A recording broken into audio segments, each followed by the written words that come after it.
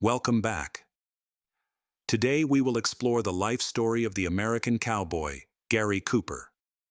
After enduring several surgeries due to a health scare, Gary Cooper finally felt a sense of relief. Yet, unbeknownst to him, his wife was harboring a shocking secret. Born Frank James Gary on May 7, 1901, he grew up on a ranch in Montana, where he unknowingly began his journey toward Hollywood. The ranch life equipped him with various skills, particularly horseback riding, which would later prove invaluable in his acting career. However, his mother, Alice, had different aspirations for her sons. She believed in a proper education, so she sent them across the ocean to England. Gary, with his adventurous spirit, found the school stifling. By 1912, he had enough of studying English, French, and Latin, and returned home. Unfortunately, tragedy struck when he was just 15. A serious car accident left him with a severely injured hip. His doctor, giving him the worst advice possible, recommended horseback riding for recovery. While this certainly didn't help his hip, it did shape his iconic walk, characterized by a tilted riding style and a stiff gait that audiences would come to love. Before he became one of Hollywood's leading men, Gary had dreams of being an artist. As a teenager, he was passionate about painting and even sold his cartoons to newspapers after dropping out of college. However, upon moving to Los Angeles, two friends from Montana introduced him to the world of film, where he worked as an extra and stuntman. Among these new acquaintances was rodeo champion J. Slim Talbot, who would become Gary's most loyal stuntman and his gateway into a brighter future. Talbot connected him with a casting director, setting the stage for Gary's rise to fame. By 1925, Gary had transitioned into stunt work in silent films, but he wasn't satisfied. The stunt industry had a dark side, often leading to dangerous situations for both horses and riders. Describing the work as tough and cruel, Gary was eager to leave that behind. He devised a plan to shift his focus to acting. He not only paid for a screen test, but also enlisted the help of an agent named Nan Collins. Recognizing that there were other actors named Frank Gary, she proposed a change. She suggested the name Gary, inspired by her hometown, and it turned out to be a brilliant choice, one that Gary himself loved. As Gary Cooper made his way up the Hollywood ladder, he had no clue just how successful he would become. In 1926, he landed his first major hit with The Winning of Barbara Worth, which earned him rave reviews and marked him as a vibrant new talent. This breakthrough performance secured the long-awaited contract he had hoped for, and Paramount Pictures eagerly brought him on board. One of the pivotal figures in his rise was the stunning Clara Bow. Thanks to her influence, he snagged a role in the highly anticipated 1927 film Children of Divorce, but their connection ran deeper than just professional, and a romance was blossoming. Gary, known for his charm, found it hard to resist Clara's allure. However, only one of them successfully transitioned from silent films to talkies. While Clara's it-girl status played a significant role in Gary's early success, he adeptly navigated the shift to sound films, whereas Clara struggled with her thick Brooklyn accent and ultimately fell by the wayside. Their whirlwind romance fizzled out, and Gary quickly moved on to dominate Hollywood.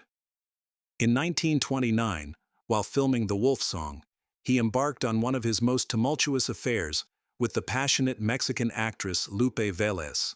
Their relationship was fiery and often led to explosive arguments, which the tabloids lapped up.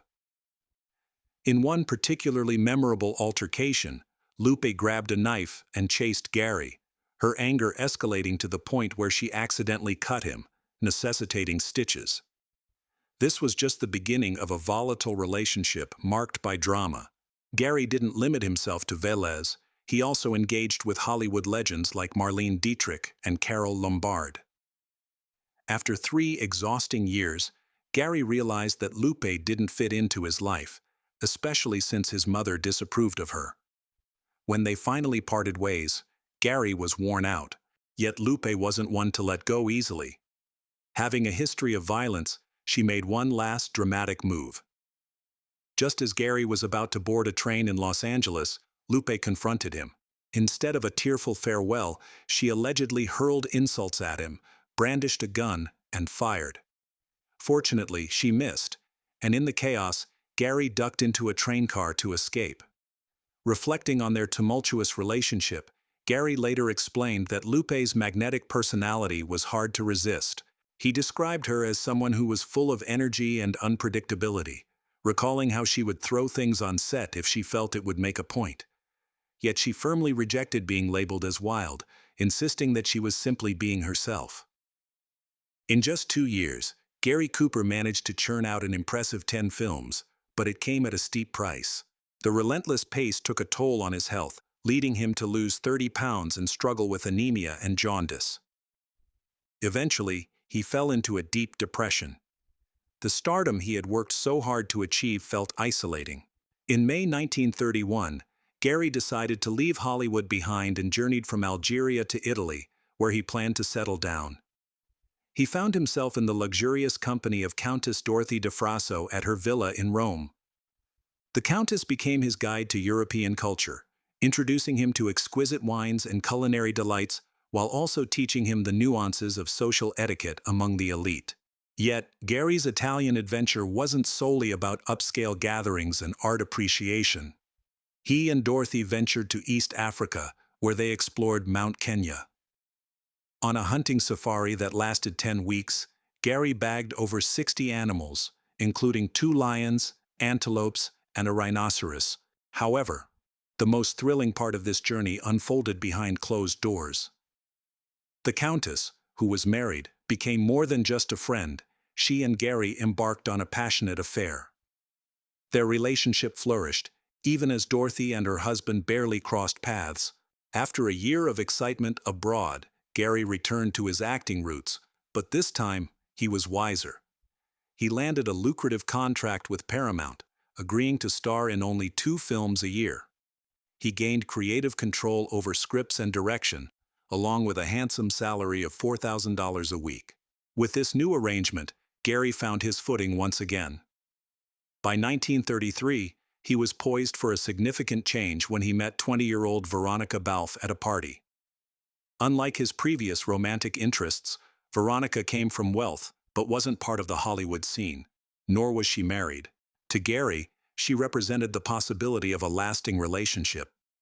After a string of fleeting romances, he finally found someone with whom he envisioned a future. Veronica turned out to be his ideal partner.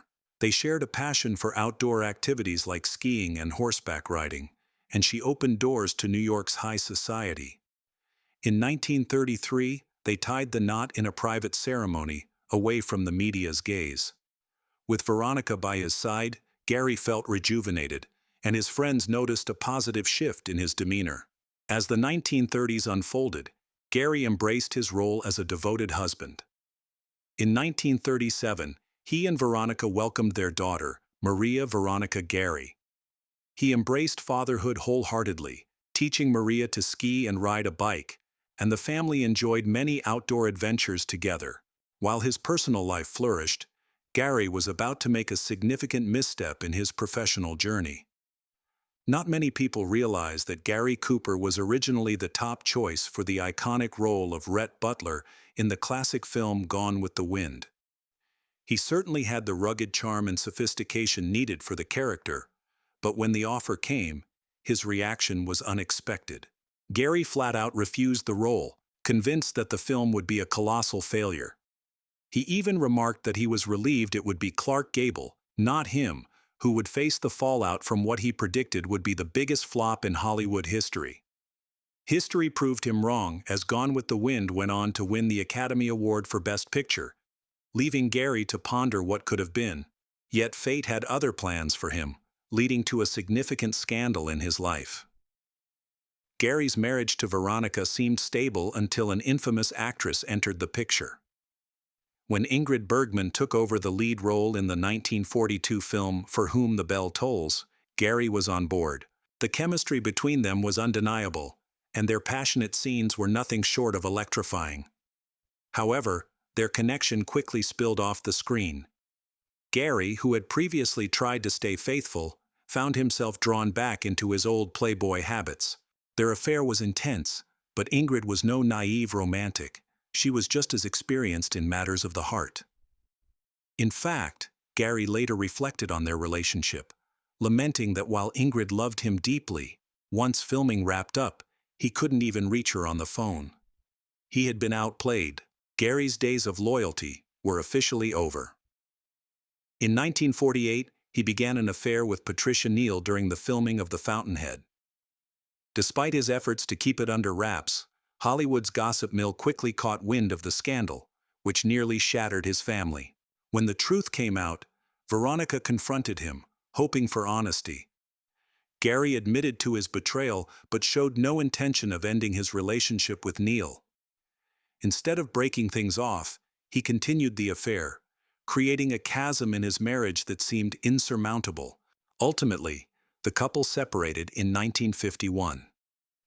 For the next 2 years, Gary's relationship with Veronica and their daughter remained strained amidst swirling rumors of his infidelities with other actresses, including Grace Kelly and Giselle Pascal.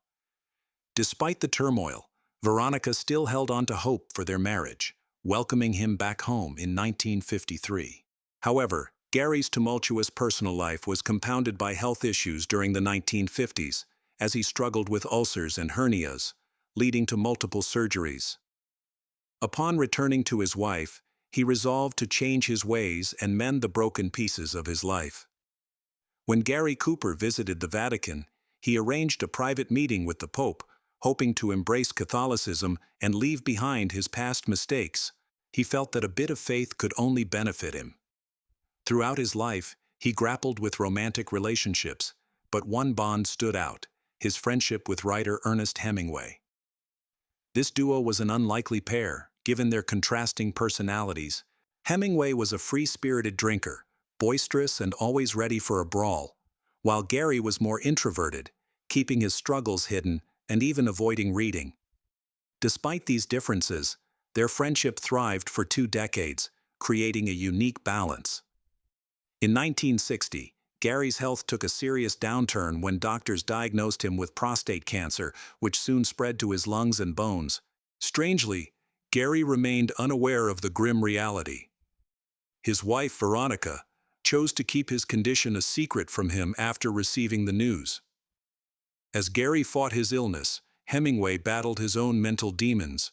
They shared one last snowy hike together before Gary realized he was nearing the end of his life. A couple of months later, Gary made a heartfelt public statement. On May 4, 1961, he acknowledged his fate, saying he accepted it as God's will and felt no fear about the future. Just 9 days later, he passed away. In a tragic turn, Hemingway couldn't cope with the loss and took his own life less than 2 months after Gary's death. What aspect of Gary Cooper's life intrigued you the most? Was it his tumultuous romantic escapades, his family life, or perhaps his brush with death? Share your thoughts in the comments below. And if you want to know more stories and scandals from Hollywood, don't forget to subscribe to our channel